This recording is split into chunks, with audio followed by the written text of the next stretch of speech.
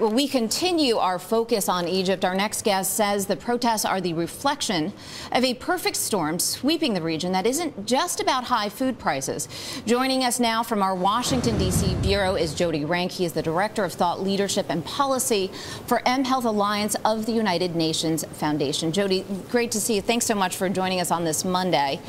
And I have to ask you right off the bat, I mean, it sort of seems like a foregone conclusion that President Hosni Mubarak will have to step down, but is it from your perspective?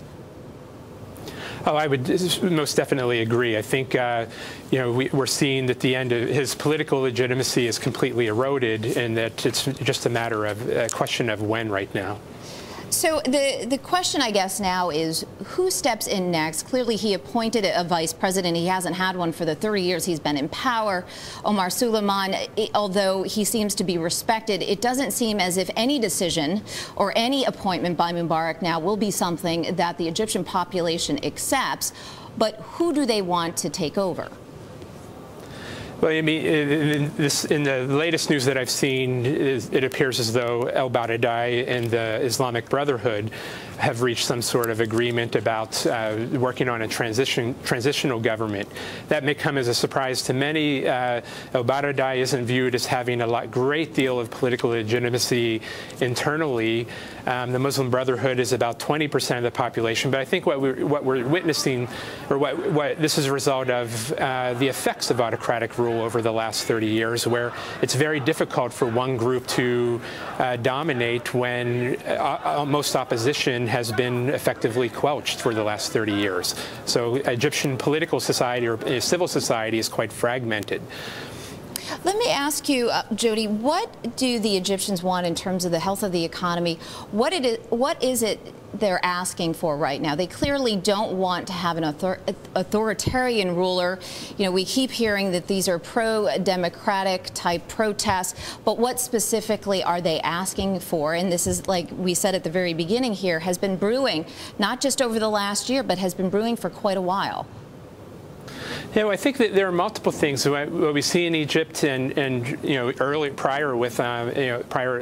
in the month with Tunisia, is a multitude of economic woes. Everything from housing to food prices, and the food price issue is an interesting window into society, where we've seen a rather dramatic escalation in prices in the last several months due to the global food price or global food shortage, which is a result of some of the issues with the fires in Russia this summer.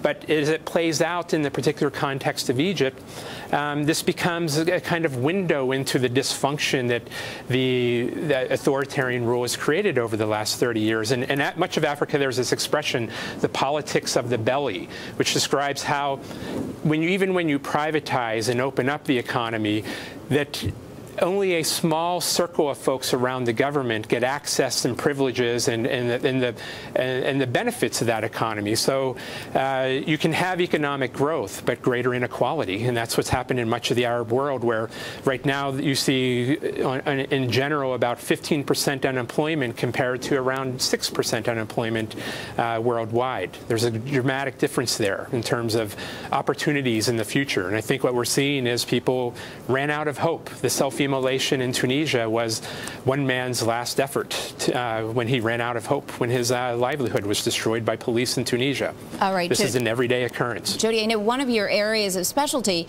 is social media through North Africa as well as the Middle East, and I want to tie that into the notion of contagion. I mean, no matter, Egypt did try to put a lockdown on cell phone service as well as internet connections, but even on Friday, we were able to get a professor on who was holed up in his hotel in Cairo via Skype.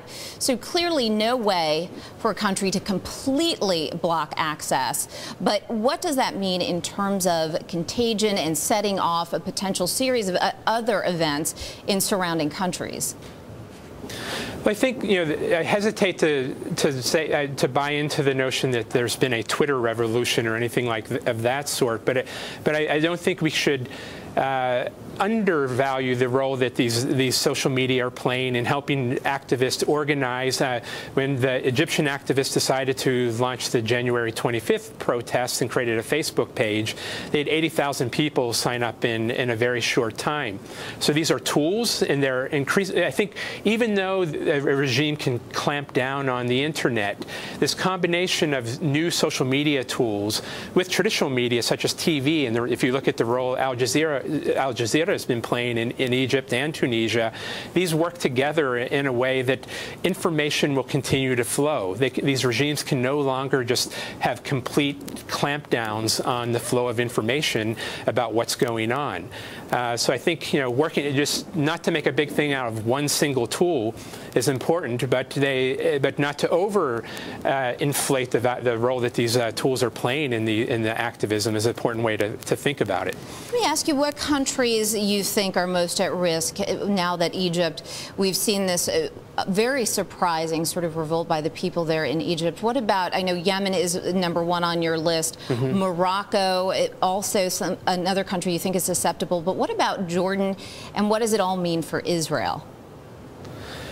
Well, so first, in terms of the countries where this could be, the whole notion of contagion, I think one of the issues is it's very difficult to take the example of Tunisia. I mean, we've just seen Tunisia actually play a very big role in Egypt.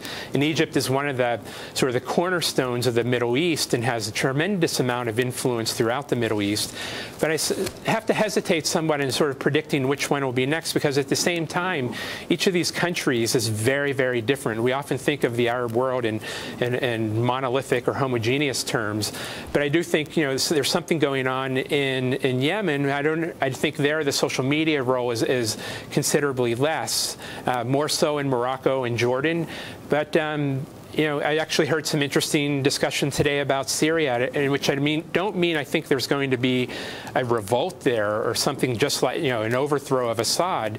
But what I think the value will be, and these leaders now have a wake-up call. They're going to have they've stood up. They will have to pay attention. I think there's a big gap between the younger generation and an older generation, and we may see more incremental reforms, but we will see some movement of some type in reforming these economies and political scenarios or political context. All right, thank you. In terms of Israel, okay, go ahead. Jody, I'm sorry, we have to go into break now. I'll have to have you back. Thank you so much for your insight. There's Jody Ranck, the Director of Thought Leadership and Policy for the UN Foundation's mHealth Alliance.